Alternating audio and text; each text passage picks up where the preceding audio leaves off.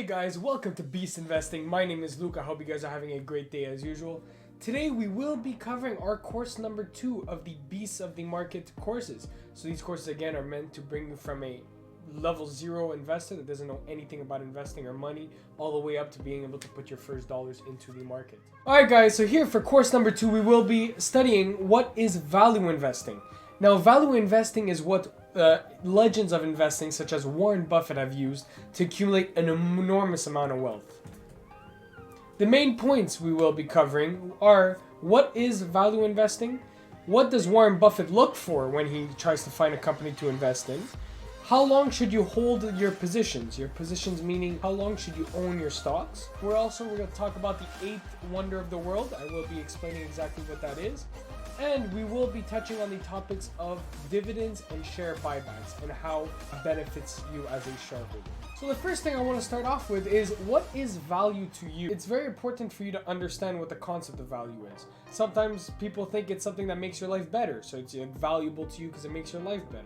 Sometimes it's something that's on sale. It's a value price. You could buy or bulk or whatever you could call it. In the world of stocks, a value investment is a stock that makes you a lot of money without losing you a lot of money, or more specifically, risking you a lot of money. Value investors is always about buying something for under what it's worth, which both maximizes your reward and minimizes your risk, as we can see in our nice little graph at the bottom. So how does Warren Buffett find stocks? There's 2 simple answers to this. He wants great businesses and he wants to buy those great businesses at a great value, at a great valuation. We're going to look more in depth of what exactly those 2 means. What makes a business great and what makes a value great? What is a good value? To start, what makes something a great business? The first thing would be great management. How good is management in growing the business and allocating capital? So deciding where to put money so that the money is used the best way possible in the business. And the second way management is good or not is by their focus on returning value to shareholders. The only goal a company has to do is to provide profit for the owner, or if it's a public company, meaning the shareholders, their goal is to return money to the shareholders, So if there's a management that's focused on growing the amount of money and growing the profits and growing the dividends, we will talk about this later, that's a good management in Warren Buffett's opinion. Another very important thing is called a moat, So as you can see in this picture, a moat is it's the water that's surrounding a castle. What this is served for is to fight off the competition that tries to come touch them. Usually what that means is it's a brand name or something of the sort. Something that the company has that does not allow for competition. So we're going to take an example. Let's say Apple, which Warren Buffett is actually invested in Apple. Apple has an indestructible moat. I cannot get in with the Luke's phones because how am I to compete with the brand name of Apple? That makes it so it's much harder to enter into the iPhone market or the smartphone market. Another thing a moat could do is if Apple produces their phones much more efficiently than I ever could. If I try to get into the market, I will get wrecked because Apple is producing them for half the price and I cannot compete with this, So that's kind of what the moat is, and this is what Warren Buffett likes, because if competition comes in, you're going to have to compete with prices with those other companies, hence lowering your prices, hence lowering your profits, and that's never a good thing. You never want to be in a competition setting, or as much as possible, legally of course, because you don't want monopoly problems either. Finally, another thing about a great business would be the future prospects. So the future prospects is just a general idea where you don't want a business that's going straight downhill for a long time. You're never gonna see the end of it, Technically, you can look at those companies if you want to make money, but not for the ultra long investing.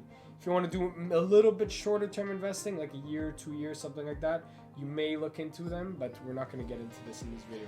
In this video, we're going to be focusing on what Warren Buffett does right now, which is buy companies and hold them forever. So another thing that Warren Buffett looks into is return on assets. So at the bottom over here, we see what the formula is of the return on assets. It is the net income, profit, divided by total assets. Now we talked about what assets were, and they were, remember, things that generate you money. So this could be anywhere from cash. Cash is an asset. If I invest cash, it's giving me money. or things such as equipment or factories or everything. Okay, those are also assets because they're generating me money.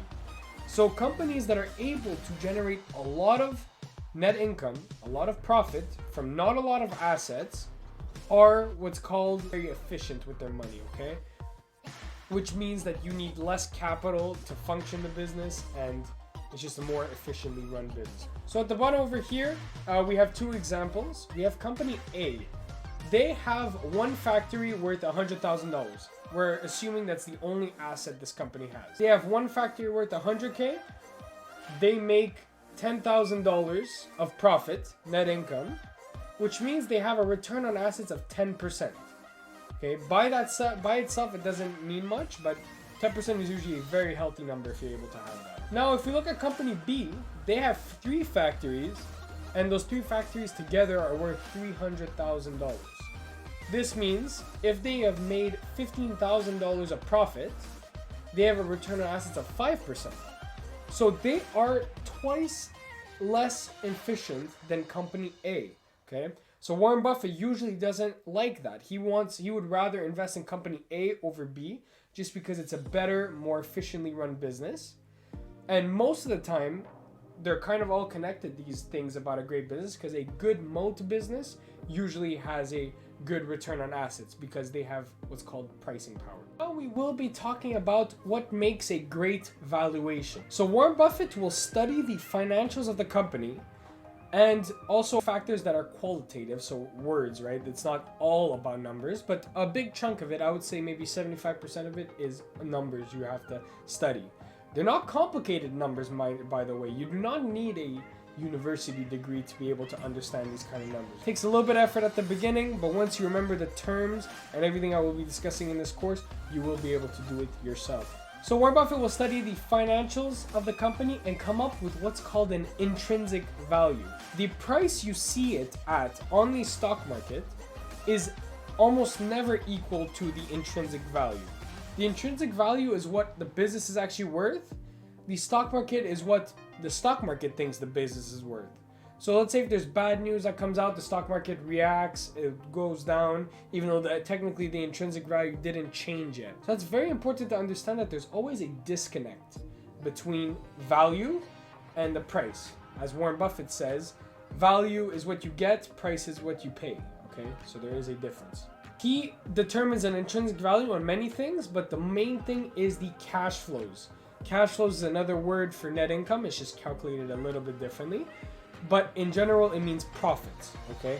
Profits is what generates investor return. This is the number one most important thing. So we also looked at this in the previous course, where depending on how much premium you pay for the company, that will affect your returns. Let's say you pay a PE of 20, it means you're getting a return of 5%.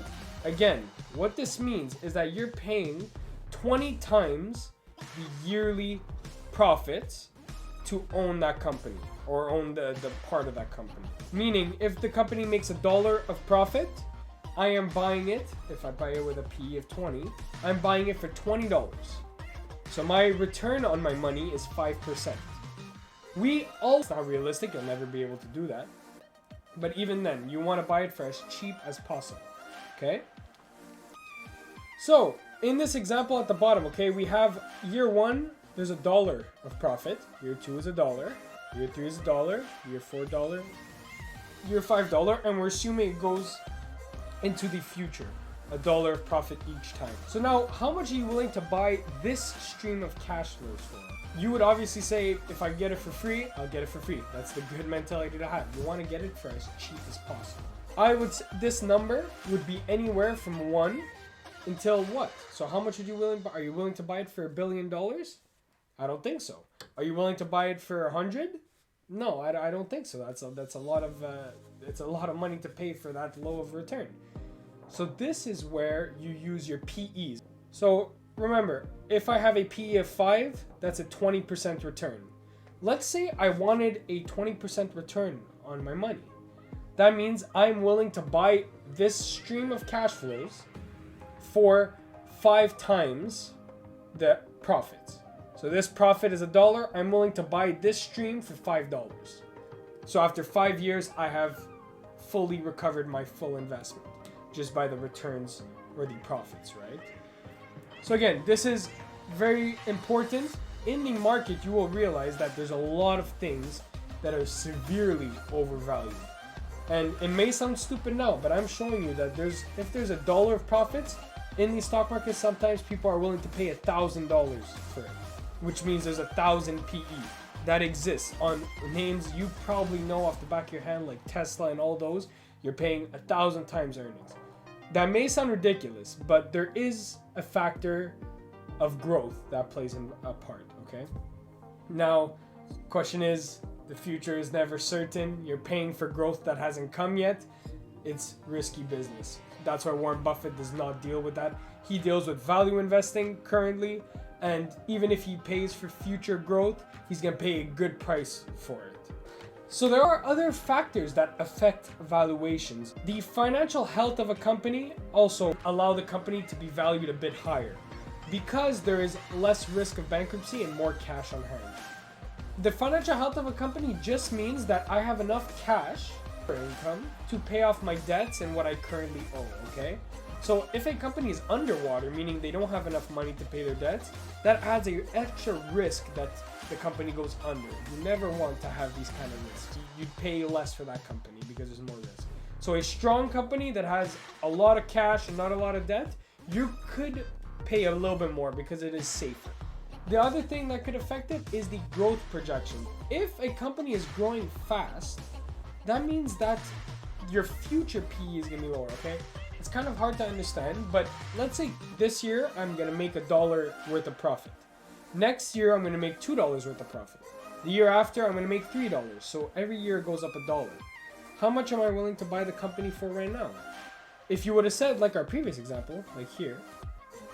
So our previous example, we were willing to pay $5 for the stream of income to have 20%. But now what if every year it went up? So here it's $2, here it's $3, here it's $4. Now all of a sudden your math kind of changes, because if you buy for $5, it's a steal, right? You would buy it if you could, but nobody would sell it to you for that cheap. So in that case, you're gonna have to find a way to calculate it. Usually, what I use, and this is not set in stone math, but in the current environment, not to get too in detail, I usually take the growth rate and I add 5 to it to determine my PE. So in this case, it's technically the growth rate here in between these two was 100%. Then the growth rate in between these two was around, 50%. This is going to be 25%. So you see, it is decreasing, and that's usually how companies go, because the bigger the company gets, the less fast you could grow. So let's say the company is growing their profits at 10% a year. What I would be willing to pay for it is usually a PE of 15, okay? And depending again on the financial strength of the company and other things, I would be willing to pay maybe a little bit more. But even then, I would not be willing to pay 80 times earnings, right? So I want to pay, let's say 15 times if it's growing at 10% a year. Other things that come into effect valuations are brand. When you have a powerful brand, as the examples we have here, which is Ford, Facebook, Coca-Cola, IBM, Nivea, all those kind of brands, that means that they're big and well-established brands, which aren't going to disappear tomorrow, which creates some sort of stability. And they also have a pricing power. Now, what this means is usually a company like Coca-Cola would be able to charge a little bit more money for their products compared to, let's say, the no-name brand of Coca-Cola imitation products. Obviously, people know Coca-Cola and they'll go to Coca-Cola to buy, and they won't buy the no-name just because it doesn't have a brand name, right? Able to pull out a bigger margin out of your products, which means that you have a bit of a moat, right? It's the same concept where the bigger the brand name, the more you're willing to pay because there's an extra stability and pricing power effect on it. So now the question is, how long should you own these stocks? There's no 100% answer, okay? There's a lot of variables that come in, but you should plan to be able to hold it forever, okay?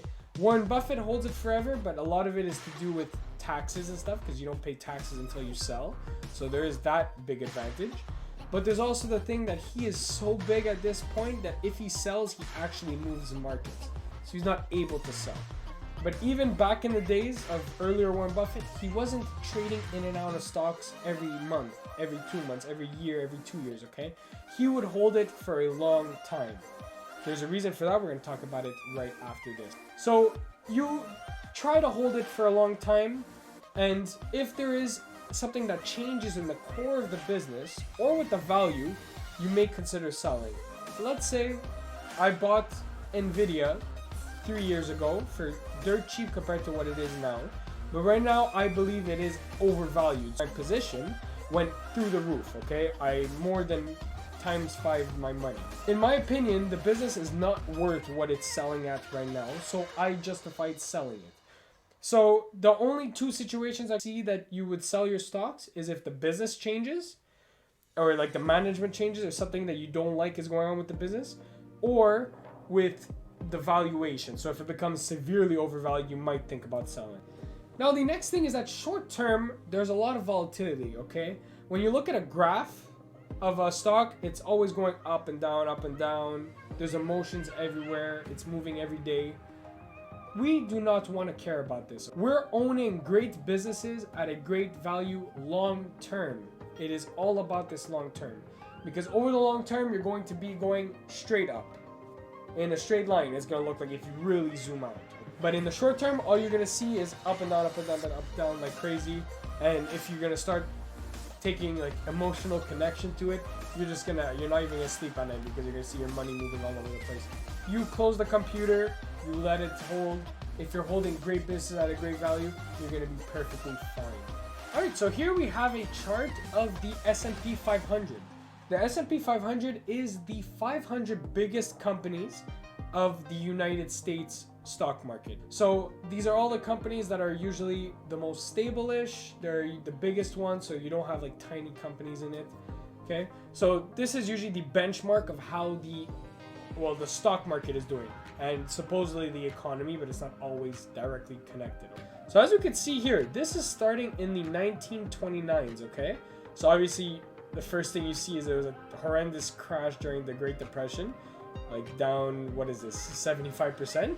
But the whole point is, if you look at the graph zoomed out, it looks like it's just going up, even though there were some brutal recessions and depressions all over the place here. What we can see is that short term, there's things going up all the way to 2000 crash, down, up, down. But over the long term, what do we see? It goes only up. The reason it only goes up is because there is productivity. So productivity does a nice slow move up, and it doesn't follow all like the emotions, okay? It goes nicely slowly up 2 to 3% every year, and the market will follow that over the long term. Over short term, you have aggressive moves like this, okay? Long term, it goes up, and this is why it's important to hold it long term. All right, so now we will be looking at what the 8th wonder of the world is, and it is compound interest. This is super important to understand, because this is what actually builds you that massive long-term wealth. In short, what compound interest is you're earning interest on the principal money you put aside, so the original money you put aside, and every year you will be earning interest on the previous year's interest. So as you can see here on the graph, it is not a nice straight line, it's a parabolic line. And we can see here the interest non-compounding is a straight line, but if you compound it, it goes up brutally. So if you look at the example that I have here of $1,000 compounded at 10% for 20 years. So this means that every year you get 10% return on your money, which is, by the way, what the stock market usually returns recently. So your year 0, you start with $1,000, right? That's how much you put in. That makes sense. After year 1, you have received a 10% return. Now this means that you gained $100. So you're left with $1,100 by year 1. Year 2, you have $1,210, which means that you added 110. So if you realize, every year the gains you're getting are bigger and bigger, and these gains go up exponentially. So the first year you gained 100, the second year you gained 110, the third year you gained 121, the fourth year you gained 133. So every year the amount you gain is getting bigger and bigger. This is why you have to keep your money there, and you have to let it compound, because this number keeps on getting bigger. And as you can see at the end, so in between year 19 and 20, you're gaining $612 in over 1 year. So as you can see, we started at $100 gain and now we're all the way at 612. So these start adding up very quickly. And that is why time is your best friend. You want time to be there the longest possible so that you could really take advantage of when it starts getting really steep. So now we will be talking about dividends and what dividends are. Dividends are a way for a company to distribute profits to the shareholder. Because I've been saying it a lot, saying that that's what your value comes from, right? But how do I actually, as a shareholder, receive that value from the company? So this is one of the ways that I receive it. It is sent to you as either cash or rarely stock. I won't get into stock, but they send it to you cash to your brokerage account. So your brokerage is where you're buying and selling your stock. So this is the most common way of also sending you the profits because it's relatively easy and it's been going on for a long time. So we're going to take an example. If a company made $10,000 of profit, let's say they decided, because it's not obligatory, they could pay whatever they want. Let's say the company decided to pay me $6,000 in dividends out to all the shareholders, okay? The first term I want you to remember is what's called a payout ratio. This ratio tells me how much of the profits are they giving out to shareholders. We don't want this ratio to be too close to 100% because 100% means they're giving out all their money, all their profits out to shareholders, which means they have nothing to keep for themselves, and you never want this either. If you buy the company for full for $100,000, okay, this means I'm paying a PE of 10. Remember, how did I get this price of buying the company for full? It's by taking this $10,000 of profit, multiplying it by a number, and that number is the PE. So $10,000 of profit multiplied by a PE of 10 equals $100,000, okay? So if I buy the full company for $100,000 and I'm receiving a dividend payment of $6,000 a year, that means I have a dividend yield of 6%. This is also very important to understand, okay? So I bought the company for $100,000. I put $100,000 into the company. The company is giving me $6,000. That is a 6% return on my money only from dividends. So the dividend yield is a return. So that's an automatic return unless the company cuts the dividend or reduces it. This is my almost guaranteed return, unless again they go through hard times and they cut it. It's never a guarantee to have a dividend, okay? So a fun fact is that Warren Buffett has a 60% plus dividend from his position in Coca-Cola. So he has owned Coca-Cola stock forever now. It's been forever he's owned it.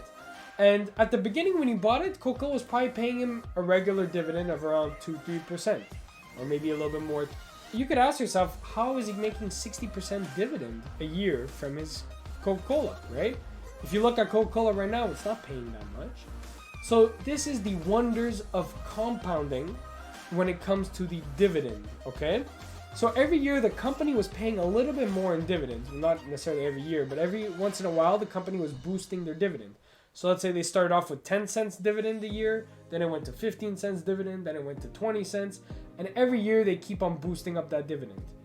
That means that on Warren Buffett's cost, which is how much he put into the business, he is getting a 60% return just from dividends, which is ridiculous to think about because he's getting his position paid out just by his dividends every 2 years. So another important thing is all these dividends you get, unless you are retired and you need that income, you should be putting that money back into more stocks. You should be reinvesting your dividends so that you take advantage of your compound wealth.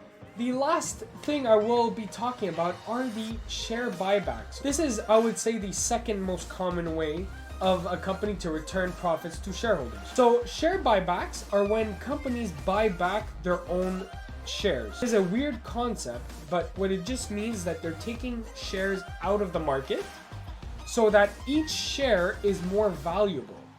So if I owned 10 shares out of 100, I own 10% of the company. But now if the company takes out 10 shares out of the market, I now own 10 shares out of 90 shares.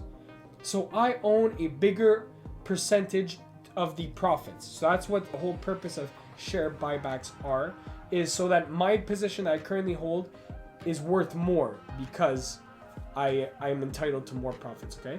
And this is the example we will see here. we assume a company is making $100,000 of profit, and the profit is split in between 1,000 shares. So a company is making $100,000 of profit. There's 1,000 little pieces to the pie. So we are all splitting that $100,000, which means that each piece I own is making $100 of profit. So my EPS, which is, remember, an important term, it's the earnings per share, is 100, which again is the $100,000 of profit divided by 1,000 pieces, $100 a share. So in the first situation here, the company doesn't buy back its shares, and we assume a PE of 10. Okay. So again, we do earnings per share. That's how much my one piece does of profit, times a PE of 10, which PE, I just decided I want a 10% return, so I pay a PE of 10. Okay. And the share price comes out to $1,000 a share. So if I want to take advantage of the $100 of profit, I have to pay $1,000 for that share. Now, we're going to assume that the company decided I'm going to buy back 5% of my own shares. Instead of dividing this 100,000 by 1,000, they divide it by 950. Okay? So 950 instead of 1,000, meaning that there's $105 of earnings per share compared to 100. So yeah, so instead of the company earning $100 a share, they're now owning $105 a share. So now if I want to calculate my intrinsic value, right? Because this number here, the share price, that's my value I give to the company. So I decided I'm willing to pay maximum that amount. Okay? So same thing here. I do $105 of earnings per share multiplied by my PE of 10. And now my share price comes out to 1,050. Now this 1,050 is bigger than 1,000. So you see that it's one of the ways that the company returned me value. It just made my shares go up in value. Okay? So they didn't give me cash like the dividends, but now what I own is just worth more. So my shares are worth more, so my account is up. And this way of share buybacks is actually much more tax efficient than the alternative, which is dividends, okay? I won't get too in detail, but dividends are taxed double. They're taxed at the corporate level and before coming into my account, while share buybacks are taxed at the corporate level, except I'm not taxed until I sell. So I could technically compound it even more without paying Uncle Sam his cut. So in recap, in this course, we have covered what value investing is and how Warren Buffett uses the value investing methodology to find great businesses at a fair or undervalued price. So remember, great businesses at a great value. That is the fundamental way Warren Buffett invests, okay? His holding period for his shares are planned to be forever. If he's able to, he will hold them forever and rarely sell.